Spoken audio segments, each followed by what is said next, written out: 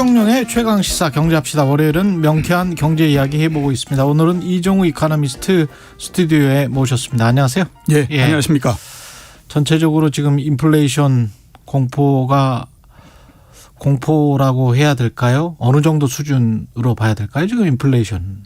예상보다도 상당히 높다라고 봐야 되죠. 미국 같은 경우가 6.2%니까 33년 만에 가장 높거든요. 우리나라도 마찬가지로 3% 좀 넘지 않았습니까? 거의 10년 만에 최고치니까 상당히 높다라고 봐야 되는 것이 맞다라고 봐야 되죠. 예. 관련해서 이제 신흥국들은 통화정책의 고삐를 좀 조이고 있는 양상입니다. 브라질은 6차례나 금리를 인상했네요. 예, 그렇습니다. 예. 올해 초에 브라질 금리가 2.0%였습니다. 2.0에서? 예, 6차례 5.75% 올려서 지금이 7.57% 됐고요. 1년도 안 돼서요? 예, 그렇죠. 예. 러시아 같은 경우가 역시 3.25%포인트 인상을 했습니다. 예. 이렇게 인상한 이유를 보면 크게 두 가지 말씀드릴 수 있는데요. 우선 좀 전에 말씀하셨던 것처럼 물가 불안이 상당히 큽니다.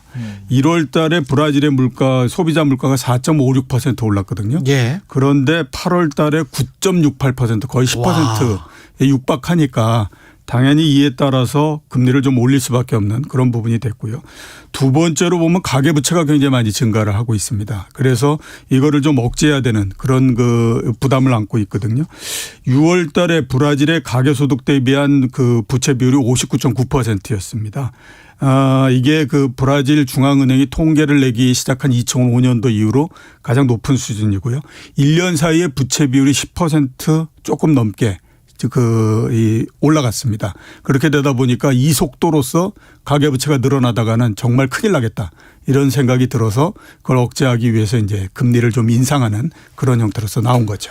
늘 이렇게 자본주의 역사를 보면 최근에는 이제 패턴화 돼버린 것 같아요. 예. 금융위기나 어떤 경제위기가 일어나면 돈을 푼 다음에 제일 먼저 당하는 곳은 신흥국이고 신흥국에서 인플레이션 심하게 일어나서 금리 인상하면서 사람들이 쪼이니까 구조조정 들어가고 구조조정 들어가면서 경제가 다시 위축되고 뭐 이런 악순환이 계속되는 것 같은데 이게 왜 그런 건가요? 매일 이렇게 신흥국들만. 일단 신흥국 자체가 경제적으로 봤을 때 가장 취약한 부분들을 가지고 있기 때문에 그렇고요. 그 선진국에 비해서는 경제가 상당히 안정적이지 않지 않습니까? 그 영향이 이제 상당히 크다라고 봐야 되고 두 번째는 이제 그렇게 안정적이지 못하다 보니까 선진국에서 조그만 어떤 정책을 핀다고 하더라도 그 효과 자체가 신흥국들에서는 굉장히 부풀려져서 나타나는 형태가 되는 거죠. 그러니까 미국 같은 경우에 유동성을 좀 공급을 한다.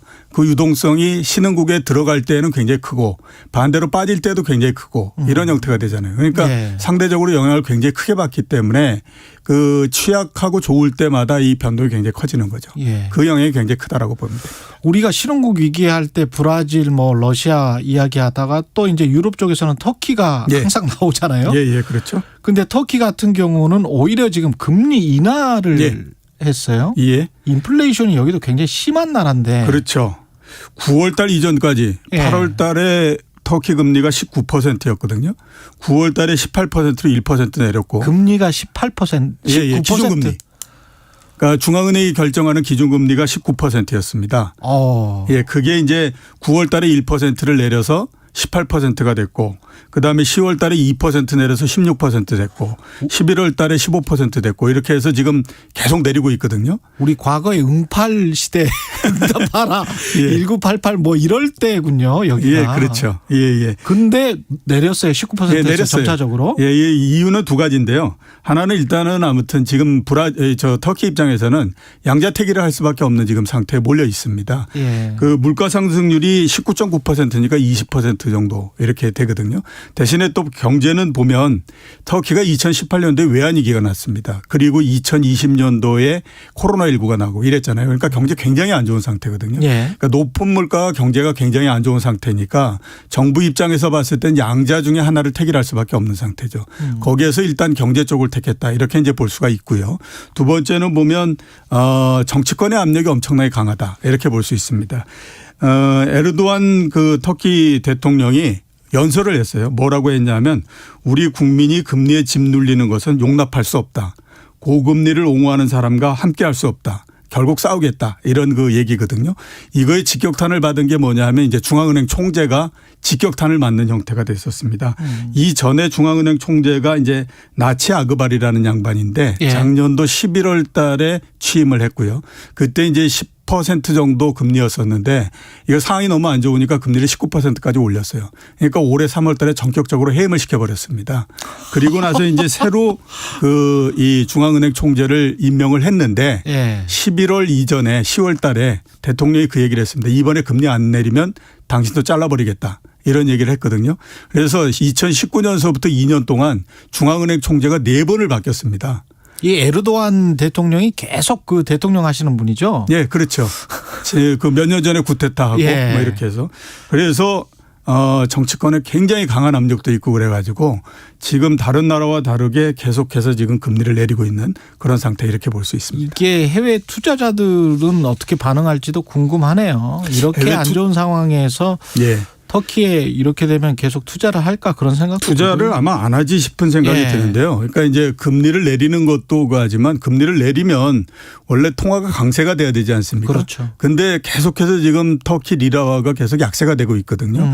이번에 금리를 내리면서 1달러당 10.45리라까지 내려가 있는 상태입니다. 이게 올해 한 해만 30%가 절하가 된 거고요. 그다음에 2018년도에 외환위기 났을 때하고 수준이 거의 비슷해져 버렸거든요. 예. 그렇게 되니까 이게 뭐 그 외국인 투자자들 입장에서 봤을 때는 금리도 내려가지 거기에다가 또 환율도 굉장히 절하가 되지 그러니까 들어올 이유가 별로 없는 상태가 되는 그렇죠. 거죠. 예. 아, 터키도 힘들군요. 그럼 예. 유럽도 별로다. 인플레이션 때문에 힘들다는 이야기가 있고 미국은 좀 낫습니까? 어떻습니까? 미국은 좀 낫기는 한데 예. 제가 봤을 때는 참 어리석은 선택들을 계속하고 있다. 이런 생각이 많이 듭니다. 어떤 어리석은 선택이요? 저희 가끔 이런 얘기들 예. 이런 얘기를 하는데요. 30년 후에 경제사가가 있지 않겠습니까? 경제사를 보는 그 학자들. 예. 그 사람들이 아마 지금의 연준을 어떻게 평가할까라고 가면 저는 아마 이런 평가를 하지 않을까라는 생각이 들어요. 어리석은 사람들이 모여서 어리석은 짓들을 했다. 이런 생각을 할 거다라고 생각이 드는데요. 제롬 파월이 그 아주 그 중죄인이 될 수도 있겠네요. 뭐 제가 보기에는 거의 그런 스타일이다라는 네. 생각이 드는데 그냥 숫자만 보면 그런 생각이 나옵니다. 자, 올해의 미국 경제가 6.5% 정도 성장을 할 거라고 얘기를 하고 있습니다. 6.5%. 예. 그다음에 내년도도 마찬가지로 4% 초반의 성장을 할 거라고 예상을 하고 있거든요. 4%. 와. 예. 그다음에 물가 상승률이 아까 말씀드렸던 것처럼 6.2%입니다. 그리고 부동산 가격 상승, 우리나라로 따지면 이제 집값 상승률이 20%입니다. 우리나라가 11% 집값 상승하는데 이 난리가 났잖아요. 그래서 뭐 20%예요 지금 예, 미국이? 지금 그렇습니다. 19.8% 정도가 되니까요. 작년 그 대비해서. 지금 미국 1년 GDP가 한 21억 달러. 예, 21조 달러. 21조 달러 수준이고 우리가 한 1조 한 6, 7천억 예. 달러 수준인데 21조 달러의 GDP가 막 4%, 5% 성장을 한다는 거는 예, 그렇죠. 자, 그런데 한번 따져보면 이렇게 높은 물가와 높은 성장을 하고 있는데 지금 금리는 0.25%입니다. 그걸 예. 언제 올릴지도 지금 확정을 못하고 있는 상태고 많은 압력이 들어가니까 겨우겨우 이제 그 유동성 공급을 중단하는 테이퍼링을 하겠다라고 얘기를 하고 있잖아요. 그런 상태고요. 아까 말씀드렸던 것처럼 부동산 가격 상승률이 20%거든요. 근데 매달마다 중앙은행이 500억 달러씩 부동산을 사라고 돈을 제공해 주고 있는 상태입니다.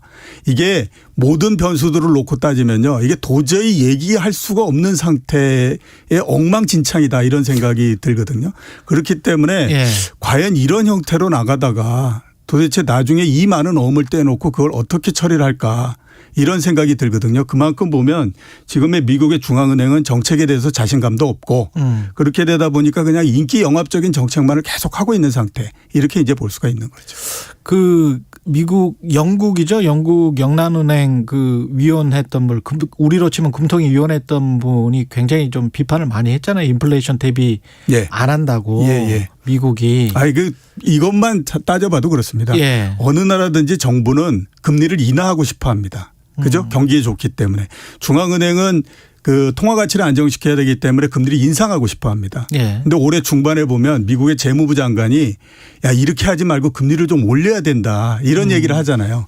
그러니까 얼마나 전임자 그 전임 연준 의장으로서 현 연준이 하고 있는 거가 얼마나 마음에 안 들면 그런 얘기를 다 하겠어요. 그러니까 그 정도로 지금 보면 연준은 자리를 못 잡고 있다 이렇게 볼 수가 있는 거죠.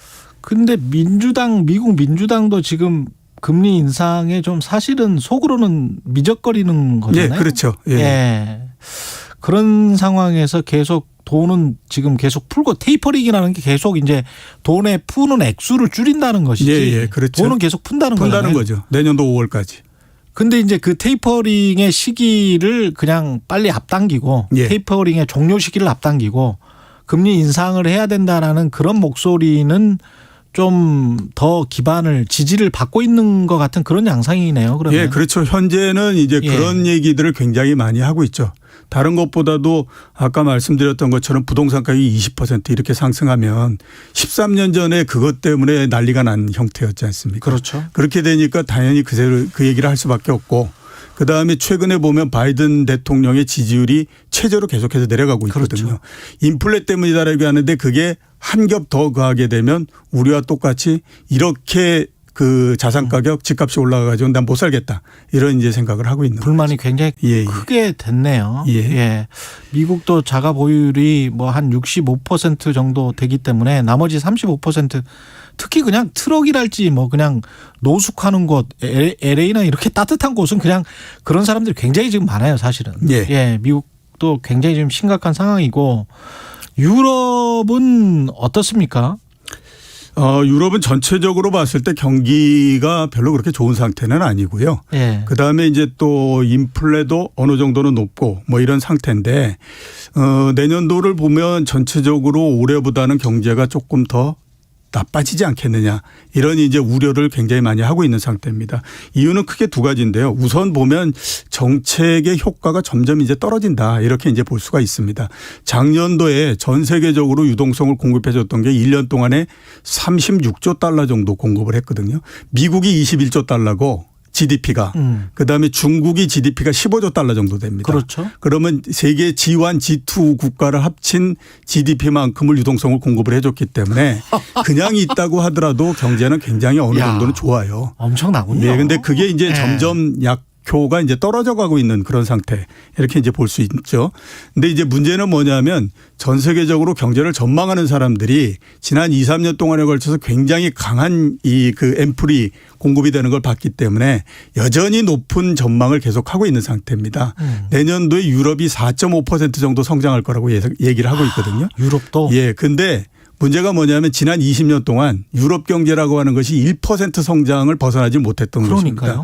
그러면 그게 이제 20년 넘는 동안에 그렇게 했으니까 그게 트렌드라고 봐야 되잖아요.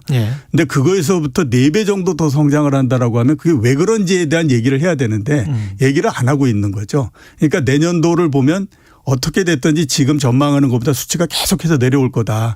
이런 우려를 계속 지금 하고 있는 상태. 경제 성장률이 너무 높았을 때 그 부작용이 이제 자산 가격 폭등이랄지 이런 걸로 지금 나타나고 있지 않습니까? 예, 그렇죠. 우리 같은 경우는 어떻게 보십니까? 인플레이션이랄지 정부의 재정 적자랄지 어떻게 보세요? 인플레 전체적으로는 뭐 우리나라도 그렇고 전 세계적으로도 그렇게 높지는 않은 상태이기 때문에 아마 제가 봤을 때는 내년도 중반 정도 되면 어느 정도는 좀 진정이 될 걸로 그렇게 생각이 되고 있고요.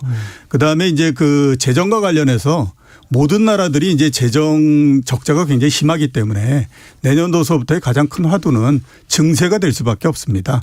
그리고 우리나라도 그 영향을 어느 정도는 받을 텐데 다행히 우리나라 같은 경우는 이제 그동안에 이 재정 적자 이런 것들이 다른 나라에 비해서는 상대적으로 좀 적기 때문에 아마 증세나 이런 부분들이 우리나라가 다른 나라보다 더 강하게 진행이 되거나 그러지는 않을 걸로 보이는데 내년도의 큰 화두 중에 하나는 일단 어떻게 되든지 증세, 세금을 더 걷는 것이 전 세계적인 추세 이게 될 수밖에 없다. 이렇게 보셔야 되는 거죠. 부동산은 어떻게 전망하십니까? 부동산은 제가 봤을 때는 이미 어느 정도는 이제 가격이 더 이상 올라가기는 어려운 상태가 됐습니다. 그러면 다른 어떤 정책이 없다고 하더라도 가격은 내려갈 수밖에 없는 그런 단계에 우리나라가 들어갔다. 이렇게 보시는 게 맞죠. 알겠습니다.